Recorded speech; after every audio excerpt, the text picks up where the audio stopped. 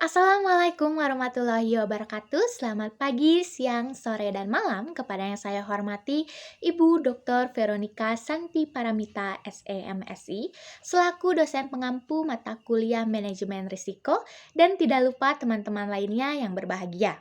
Nah, pada kesempatan kali ini kami kelompok 2 akan mempresentasikan hasil kerja kami dengan topik analisis manajemen risiko pada UMKM Manis Crush. Nah, kelompok kami terdiri dari 4 anggota kelompok. Nah, untuk rekan-rekan kelompok lainnya dipersilakan untuk memperkenalkan dirinya terlebih dahulu. Perkenalkan, nama saya Lita Kemalningrum dengan NIM 511201309. Perkenalkan, nama saya Hanifah Tiara Oktaviani dengan NIM 51120131311. Perkenalkan, nama saya Ola Darmatin dengan NIM 51112011313. Perkenalkan, saya Maulidia Deliana Resma Dewi dengan NIM 51112011314.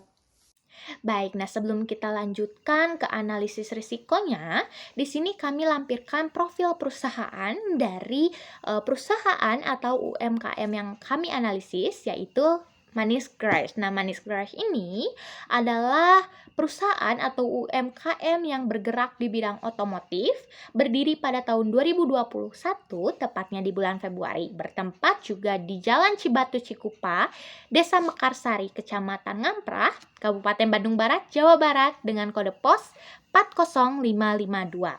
Nah, di sini kami sertakan juga nomor telepon, alamat email, dan username dari sosial media Manis Crush, yaitu Instagram. Baik, nah tahapan manajemen risiko yang pertama adalah identifikasi risiko. Untuk kita mengidentifikasi risiko atau mengenali risiko, perlu melalui 4 tahapan identifikasi risiko. Yang pertama adalah menentukan konteks sasaran atau tujuan. Konteks sasaran atau tujuan di sini adalah kegiatan operasional dari UMKM Manis Grass. Nah, yang kedua adalah mengidentifikasi risiko yang inherent atau melekat. Nah, risiko inherent atau yang melekat di sini terdapat di fungsi perusahaan. Yang 4 itu, yang pertama ada SDM, pemasaran, operasional, dan keuangan. Lalu sumber informasi yang kami dapatkan berasal dari internal, yaitu pekerja sekaligus owner dari Manis Grass. Yang kedua adalah eksternal, terdapat atau didapatkan dari konsumen Manis Grass. Lalu teknik mengenali risiko yang kami gunakan adalah dengan wawancara atau interview. Nah, pada risiko keuangan di sini kami menemukan beberapa risiko, di antaranya yaitu kurangnya modal, perputaran aset yang lambat, tidak melakukan pencatatan keuangan dengan baik, kenaikan bahan baku, lalu ada risiko kredit juga, hingga pengeluaran yang tidak diduga oleh perusahaan. Dan untuk risiko sumber daya manusia, di sini kami menemukan bahwa peluang kecelakaan kerja tinggi, kurangnya tenaga kerja, tingkat keluargaan yang rendah, dan pekerjaan tidak selesai sesuai dengan target harian yang sudah ditetapkan. Nah, untuk fungsi perusahaan yang ketiga, yaitu operasional, di sini kami menemukan risiko keterlambatan distribusi. Nah, keterlambatan distribusi di sini akan berdampak pula kepada konsumen, di mana ketika distribusi terhambat, maka konsumen juga akan terlambat mendapatkan produk yang mereka pesan. Begitu pula dengan gagal produksi, lalu ada kerusakan alat produksi, bahan baku langka, tingkat kesulitan tinggi, permintaan desain khusus seperti warna dan model yang diinginkan konsumen, dan yang terakhir adalah pemadaman listrik. Dan yang terakhir adalah pemasaran. Di sini kami melihat bahwa ada risiko penurunan penjualan, munculnya pesaing, risiko penjualan, dan kurangnya memaksimalkan sosial media dalam memasarkan produk atau jasa yang ditawarkan UMKM Manis Grass. Baik, cukup sekian penjelasan saya mengenai identifikasi risiko. Untuk selanjutnya mengenai pengukuran, pemetaan, hingga monitoring akan dijelaskan oleh Hanifah dan rekan-rekan saya yang lainnya. Untuk selanjutnya saya serahkan kepada Hanifah. Terima kasih. Di sini saya akan menjelaskan pengukuran risiko. Yang pertama itu ada skala probabilitas dengan skala 1 sampai 3. Nah, yang pertama itu ada skala 1 dengan probabilitas rendah, skala 2 dengan probabilitas sedang, dan skala 3 dengan probabilitas tinggi. Nah, yang selanjutnya ada skala tingkat kegawatan atau kerugian. Skala yang pertama itu ada dengan probabilitas rendah, skala 2 dengan probabilitas sedang, dan skala 3 dengan probabilitas tinggi. Kedua itu ada probabilitas perputaran aset yang lambat dengan kode K2 tanpa bobot dengan hasil 14,2% dan dengan bobot dengan hasil 15,3%. Yang selanjutnya, yang ketiga, ada probabilitas pendapatan tidak stabil karena pelanggan yang ingin restorasi jarang dengan kode K3 tanpa bobot dengan hasil 21,4% dan dengan bobot dengan hasil 23,0%. Yang keempat yaitu probabilitas tidak melakukan pencatatan keuangan dengan baik atau dengan kode K4 tanpa bobot dengan hasil 14,2% dan dengan bobot dengan hasil 10,2%. Yang selanjutnya atau yang kelima itu ada probabilitas kenaikan bahan baku atau dengan kode K5 tanpa bobot dengan hasil 14,2% dan dengan bobot sama dengan 15,3%. Yang keenam adalah probabilitas karena seringkali jasa restorasi dibayar secara asuransi atau kredit dengan kode K6 tanpa bobot dengan hasil 14,2% dan dengan bobot dengan hasil 15,3%. Nah, yang terakhir itu ada probabilitas pengeluaran tidak terduga dengan kode K7 tanpa bobot dengan hasil 7,1% dan dengan bobot dengan hasil 5,1%. Nah, di sini ada yang kedua itu resiko sumber daya manusia dengan 4 peristiwa. Yang pertama itu probabilitas peluang kecelakaan kerja tinggi karena termasuk pekerjaan yang berbahaya dengan kode S1 tanpa bobot dengan hasil 33,3% dan dengan bobot 27,2%. Yang kedua itu probabilitas kurangnya tenaga kerja sering kewalahan dalam pekerjaan dengan kode S2 tanpa bobot dengan hasil 33,3% dan dengan bobot 27,2%. Yang ketiga itu probabilitas tingkat kewargaan fasilitas masih terbatas dengan kode S3 tanpa bobot dengan hasil 22,2% dengan bobot 36,3%. Nah, yang keempat itu ada probabilitas pekerjaan tidak selesai sesuai target harian dengan kode S4 dengan hasil tanpa bobot yaitu 11,1% dan dengan bobot dengan hasil 9,0%. Selanjutnya yaitu resiko operasi dengan 7 peristiwa. Yang pertama itu probabilitas keterlambatan distribusi beli bahan baku ke reseller tapi telat sampai dengan kode O1 tanpa bobot dengan hasil 2% dan dengan bobot dengan hasil 28,5%. Yang kedua itu probabilitas gagal produksi dengan kode O2 tanpa bobot dengan hasil 2% dan dengan bobot yaitu 19,0%. Nah, yang ketiga itu probabilitas kerusakan alat produksi spray gun rusak atau O3 tanpa bobot dengan hasil 1% dan dengan bobot yaitu 14,2%. Yang keempat adalah probabilitas bahan baku langka sulit mencari lampu kendaraan PCX, CBU, dan tipe kendaraan lainnya dengan kode O4 tanpa bobot dengan hasil 1% dan dengan bobot sama dengan 9,5%. Nah, yang kelima itu ada probabilitas tingkat kesulitan stripping original atau stiker dengan kode O5 tanpa bobot dengan hasil 2% dan dengan bobot 9,5%. Nah, yang keenam itu ada probabilitas permintaan desain khusus atau permintaan warna atau motif kendaraan yang sulit dengan kode O5 tanpa bobot dengan hasil 1% dan dengan bobot dengan hasil 9,5%. Di sini ada resiko yang terakhir yaitu resiko pemasaran dengan 4 peristiwa. Yang pertama itu probabilitas penurunan penjualan dengan kode P1 tanpa bobot dengan hasil 22,2% dan dengan bobot dengan hasil 22,2%. Yang kedua adalah probabilitas munculnya persaingan dengan kode P2 tanpa bobot dengan hasil 33,3% dan dengan bobot 33,3%.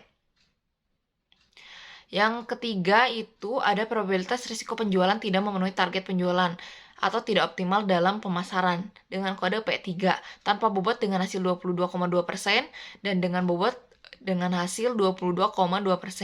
Nah, yang terakhir adalah probabilitas kurang memaksimalkan sosial media dalam memasarkan produk dengan kode P4 tanpa bobot dengan hasil 22,2% dan dengan bobot yaitu 22,2%. Baik, terima kasih kepada rekan saya Hanifa yang telah memaparkan pengukuran risiko. Selanjutnya saya akan memaparkan tahapan manajemen risiko yang berikutnya, yaitu pemetaan risiko. Pemetaan risiko dilakukan untuk menetapkan prioritas risiko berdasarkan kepentingan perusahaan. Berikut merupakan diagram kuadran pemetaan risiko yang kami buat agar saat menentukan tindakan sesuai dengan masing-masing risikonya. Kuadran pertama yaitu yang mengancam tujuan perusahaan dengan tingkat probabilitas sedang sampai tinggi dan tingkat dampaknya sedang sampai tinggi. Yang termasuk ke dalam kuadran 1 ini yaitu K3, pendapatan tidak stabil karena pelanggan yang restorasi jarang. P2, munculnya pesaing. Yang kemudian yang selanjutnya kuadran 2 yaitu resiko berbahaya yang jarang terjadi dengan tingkat probabilitas rendah sampai sedang dan tingkat dampaknya sedang sampai tinggi. Yang termasuk ke dalam kuadran 2 ini yaitu K1, kurangnya modal karena hanya modal pribadi. K2, perputaran aset yang lambat. K5, kenaikan bahan baku. K6, jasa restorasinya dibayar secara angsuran. K7, pengeluaran tidak terduga seperti alat yang rusak. O1, keterlambatan distribusi, yaitu beli bahan ke seller tapi telat sampai. O3, kerusakan alat produksi seperti spray gun rusak. O4, bahan baku langka, yaitu sulit mencari lampu kendaraan PCX GPU Thailand atau tipe kendaraan lainnya. O6, yaitu permintaan desain khusus, seperti permintaan warna atau motif kendaraan yang sulit. O7, pemadaman listrik dalam proses produksi. P1, penurunan penjualan. P3, resiko penjualan yang tidak memenuhi target penjualan. P4, kurangnya memaksimalkan sosial media dalam memasarkan produknya. Yang berikutnya yaitu kuadran yang ketiga, di mana resiko yang terjadi secara rutin dengan tingkat probabilitas sedang sampai tinggi dan tingkat dampaknya sedang sampai rendah. Dalam kuadran ini yaitu K4, pencatatan keuangan yang tidak tersistematis dengan baik sehingga dapat mengakibatkan adanya dana yang tidak tercatat dan mengurangi keuntungan. S1, peluang kerja tinggi karena termasuk pekerjaan yang berbahaya. S2, kurangnya tenaga kerja sehingga sering kewalahan dalam pekerjaan. S3, tingkat kewargaan fasilitas masih terbatas. O2, gagal produksi. O5, tingkat kesulitan tinggi seperti stripping original atau stiker. Yang kemudian selanjutnya yang terakhir kuadran keempat, di mana resiko tidak berbahaya dengan tingkat probabilitas dan tingkat dampaknya yang rendah. Yang termasuk ke dalam kuadran ini yaitu S4, di mana pekerjaan tidak selesai sesuai target harian. Demikian pemaparan dari saya. Yang selanjutnya akan dilanjutkan oleh rekan saya Lita yang akan memaparkan pengendalian risiko. Terima kasih. Nah, di sini ada tahapan manajemen risiko yang keempat yang menjelaskan tentang pengendalian risiko. Untuk pengendalian risiko yang pertama yaitu risiko keuangan. Nomor 1, ada risiko kurangnya modal karena hanya modal pribadi. Teknik pengendalian risikonya risk retention. Penanganan atau solusi terhadap risiko yaitu melakukan pengendalian arus kas dengan memaksimalkan penerimaan kas dan mengurangi pengeluaran kas. Yang kedua, ada risiko perputaran aset yang lambat. Teknik pengendalian risikonya risk retention dan risk transfer. Penanganan atau solusi terhadap risikonya melakukan pengendalian pada seluruh perputaran aset sesuai SOP yang telah diberikan dan mengasuransikan aset-aset yang penting. Risiko yang ketiga ada pendapatan tidak stabil karena pelanggan yang ingin restorasi jarang. Teknik pengendalian risikonya yaitu risk reduction. Penanganan atau solusi terhadap risikonya melakukan evaluasi secara rutin dan analisis SWOT agar dapat mencari jawaban dari masalah usaha, maka secara tidak langsung akan meningkatkan kualitas UMKM yang sedang dijalankan. Risiko yang keempat ada tidak melakukan pencatatan keuangan dengan baik sehingga dapat menyebabkan adanya dana yang tidak tercatat dan mengurangi keuntungan. Teknik pengendalian risikonya yaitu risk reduction. Penanganan atau solusi terhadap risikonya, pengusaha bisa beralih ke pencatatan digital agar lebih praktis sehingga tidak ada pencatatan yang tertinggal. Risiko yang kelima ada risiko kenaikan bahan baku atau risiko pasar. Teknik pengendalian risikonya dengan risk reduction. Penanganan atau solusi terhadap risikonya melakukan riset supplier bahan baku lain untuk memperoleh bahan baku dengan harga yang lebih terjangkau dan melakukan kontrak perjanjian dengan pemasok untuk mendapatkan penawaran yang lebih menguntungkan. Risiko yang keenam ada pengeluaran, seringkali jasa restorasinya dibayar secara angsuran atau risiko kredit. Teknik pengendalian risikonya yaitu risk control. Penanganan atau solusi terhadap risiko, pengusaha menyediakan dana darurat untuk mengcover biaya tidak terduga. Yang terakhir, yang ketujuh ada risiko pengeluaran tidak terduga atau alat rusak. Teknik pengendalian risikonya yaitu risk retention. Penanganan atau solusi terhadap risiko yaitu menyediakan dana untuk pergantian alat produksi setiap 1 tahun sekali. Selanjutnya ada pengendalian risiko yang kedua yaitu risiko operasional. Yang pertama ada risiko yaitu keterlambatan distribusi atau beli bahan ke seller tapi telat sampai. Teknik pengendalian risikonya yaitu risk avoidance. Penanganan atau solusi terhadap risiko yaitu jika memungkinkan pengusaha memiliki 2 pilihan seller agar jika seller satu selalu telat, maka sebaiknya memilih seller lain yang tepat waktu. Risiko yang kedua ada gagal produksi seperti cat mengelupas, keriting, overspray, dan ada bagian yang tidak tercat. Teknik pengendalian risikonya yaitu risk reduction. Penanganan atau solusi terhadap risikonya melakukan produksi lebih terperinci sesuai SOP. Risiko yang ketiga ada kerusakan alat produksi atau spray gun rusak. Teknik pengendalian risikonya risk control. Penanganan atau solusi terhadap risikonya, pengusaha memiliki persediaan alat produksi atau spray gun agar ada cadangan apabila rusak. Risiko yang keempat ada bahan baku langka atau sulit mencari lampu kendaraan PCX CBU Thailand atau tipe kendaraan lainnya. Teknik pengendalian risikonya yaitu risk reduction. Penanganan atau solusi terhadap risikonya yaitu mencari bahan baku substitusi seperti bahan yang setipe agar tidak terlalu mengurangi kualitas produk yang dipasarkan. Risiko yang kelima ada tingkat kesulitan tinggi stripping original atau stiker. Teknik pengendalian risikonya yaitu risk reduction. Penanganan atau solusi terhadap risikonya yaitu lebih memperhatikan kualitas produk seperti saat stripping original dilakukan, lebih baik ditangani pengusaha yang sudah ahlinya sesuai SOP agar kualitas produk baik. Risiko yang keenam ada permintaan desain khusus atau permintaan warna atau motif kendaraan yang sulit. Teknik pengendalian risikonya yaitu risk reduction.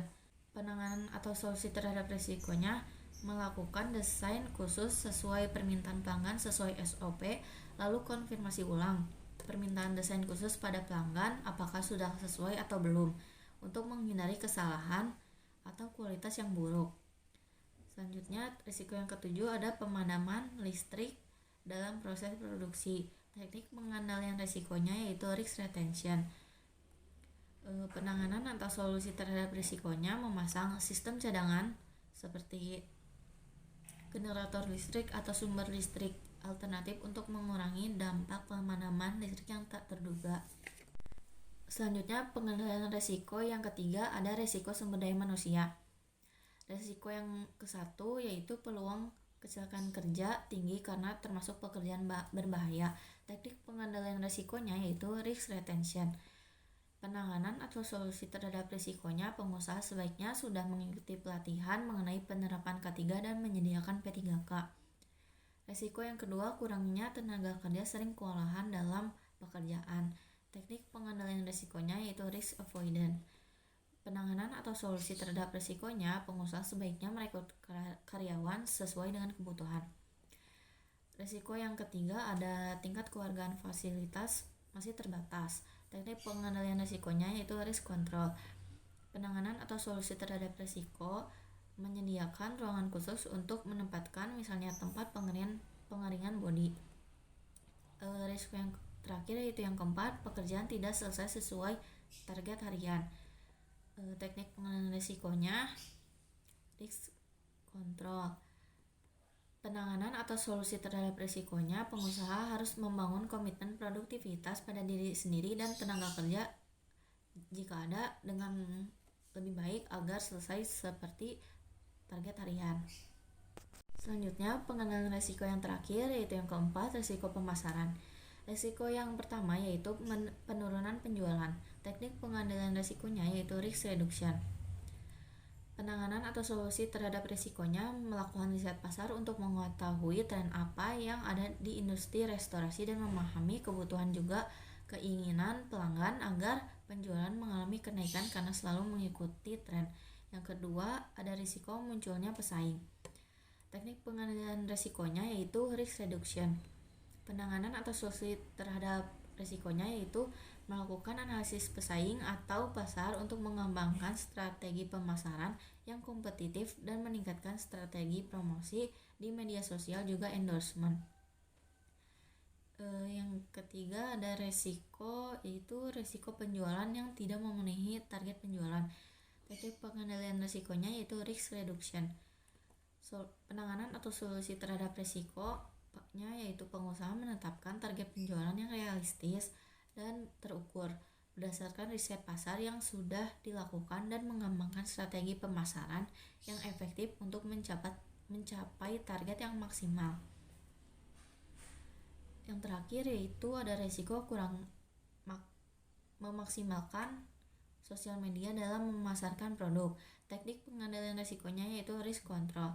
Penanganan atau solusi terhadap risiko yaitu membuat schedule pemasaran pada sosial media agar pemasaran produk maksimal.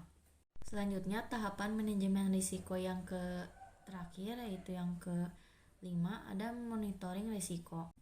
Nah, di sini ada monitoring risiko, yaitu tipe monitoring risiko yang digunakan pada UMKM ini yaitu tipe voluntary. Tipe voluntary ini merupakan suatu strategi pemantauan risiko yang tidak diwajibkan untuk UMKM, namun dilakukan oleh UMKM untuk membantu UMKM belajar dari peristiwa yang telah terjadi di masa lampau. Contohnya yang pertama, melakukan pengendalian arus kas dengan memaksimalkan penerimaan kas dan mengurangi pengeluaran kas. Yang kedua, memasang sistem cadangan seperti generator listrik atau sumber listrik alternatif untuk mengurangi dampak pemadaman listrik yang tidak terduga. Yang ketiga, pengusaha atau pekerja sebaiknya sudah mengikuti atau melakukan pelatihan mengenai penerapan K3 dan menyediakan P3K. Yang keempat, menyusun SOP agar meminimalisir gagal produksi. Dan yang terakhir, yang kelima, yaitu meningkatkan strategi promosi di berbagai platform sosial media seperti iklan, testimoni, dan konten. Terima kasih. Selanjutnya saya kembalikan kepada moderator. Baik, cukup sekian presentasi dari kelompok 2. Kami ucapkan terima kasih kepada Ibu Dr. Veronica Santi Paramita SEMSI selaku dosen pengampu mata kuliah manajemen risiko. Tidak lupa kami ucapkan terima kasih juga kepada Maniscres yang sudah bersedia menjadi narasumber dari tugas analisis manajemen risiko ini. Terima kasih atas kerjasama dan perhatiannya. Mohon maaf apabila ada kesalahan. Wassalamualaikum warahmatullahi wabarakatuh.